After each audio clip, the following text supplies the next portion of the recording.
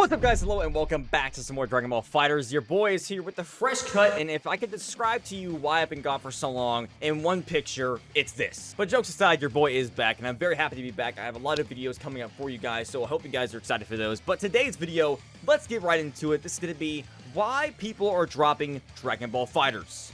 It is quite sad where Dragon Ball FighterZ is right now, I'm not gonna lie. It's actually not the greatest, and it's actually probably one of the worst times we've had in FighterZ. Now, am I being overdramatic? A tiny bit.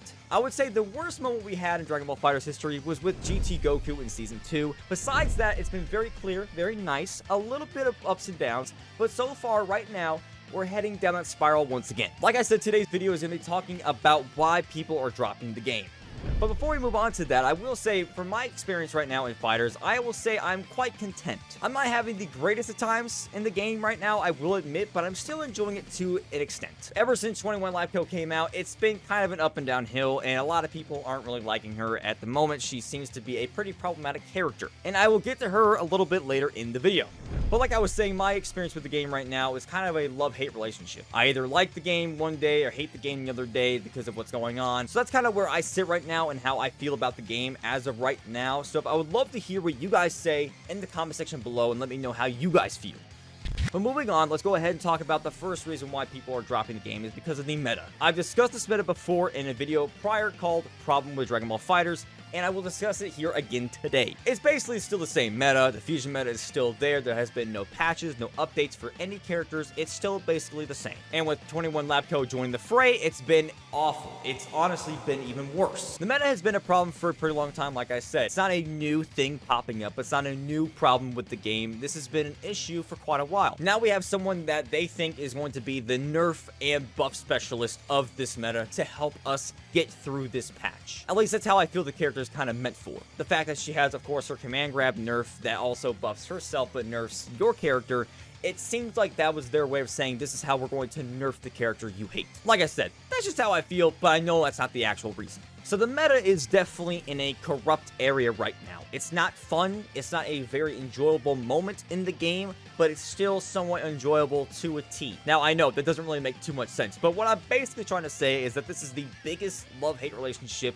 of Dragon Ball FighterZ. I'm not going to go way too far in the meta. You guys already know the issues. I've talked about it in my video before, like I said. So now I want to talk about, of course, Android 21 Lab Co. She is probably one of the main reasons why people are dropping the game at the moment, and I can understand why. Now, she's not a broken character, but she's definitely close to what GT was when he first came out. When she first came out, pros were saying, yeah, no, she's literally the next GT Goku. But then after, playing with her a couple times, and they definitely come to a conclusion of, no, she's not the next GT Goku, but man, she is close to it. So when new players come in and they want to try this game out and they have to go against her, they're going to hate her. They're not going to like her. And she's not the easiest character to get used to. If you're a new person that gets the Game Pass on Xbox and plays this game, you're going to be going in saying, oh, I want to play as UI Goku, which is a very friendly character in the game if you first join. When I say friendly character, I mean character friendly. So if someone new comes in, this is an easy character for them to get used to and then play the game and have fun. Same with Super Saiyan Goku, Super Saiyan Vegeta, which aren't the greatest in the game, but still are very basic and easy characters to use. They're going to come into this game and try to use her or at least go against her and have no idea what to do. She has so many things to learn, and it's actually kind of a learning curve. For someone who's played the game for years upon years, I have to say she's kind of a different breed. She took a little bit of time to get used to for myself, and now I feel pretty comfortable with her, but she's still just so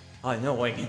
The command grab that we all love and hate, which is going to be the one that nerfs you and buffs her specials. I can sit here and talk about her moveset for the longest time, but I'm going to keep that for a separate video. So to move off of 21 Lab Co and going back to what the meta is and including her, this is why the pro players are actually dropping the game. It's not because of the character. 21 Lab Co is not forcing these or making these pro players quit. It's because they are not enjoying the game anymore. I think the one thing that really turned these pro players away was during the Battle Hour 2022. Of course, the dark day of FighterZ, I would like to call it, where we got absolutely no news and nothing new about the game. No new updates, no new patches, nothing was told, just showing 21 Lab Co and her reveal with gameplay and her release date. That's literally all we got. So that's why pro players are going away from the game, because there's nothing new. Nothing's being added, no content that's going to keep them there, and no rollback to keep them going. You have players like Nitro, Goichi, Hook, Kasuga, Alakovich,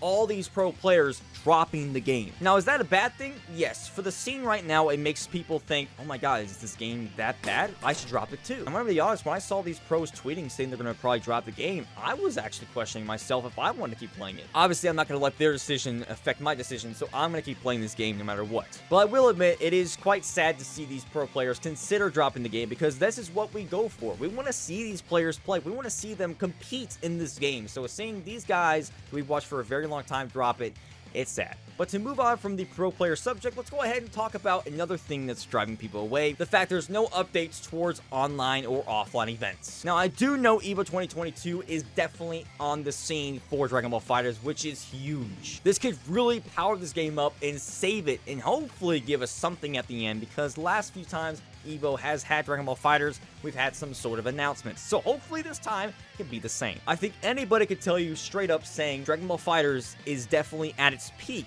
when it's offline. When it's online, that's when things get pretty bad. So for them to say there's no tournaments or events right now, but maybe in the near future, doesn't really help the case for the game. And along with that, we didn't get any updates regarding the netcode or the patches, which I obviously brought up a little bit earlier. I would love to see changes happen sooner rather than later, because the game deserves it. It's a fantastic game. If they're planning on doing a FighterZ 2, I love that idea. Hopefully that happens. But if nothing's happening and no updates are happening in the near future, this is not looking too good. But guys, that's pretty much all I wanted to talk about today. It's kind of where I feel like the game is at the moment and why people are dropping the game as well. It's a very sad situation. And like I've been saying, and a lot of other people have been saying, if you love the game, keep playing it. Don't let these pros and let these other people drag you down and say, don't play it. Don't let them be the example or the reason why you want to drop it.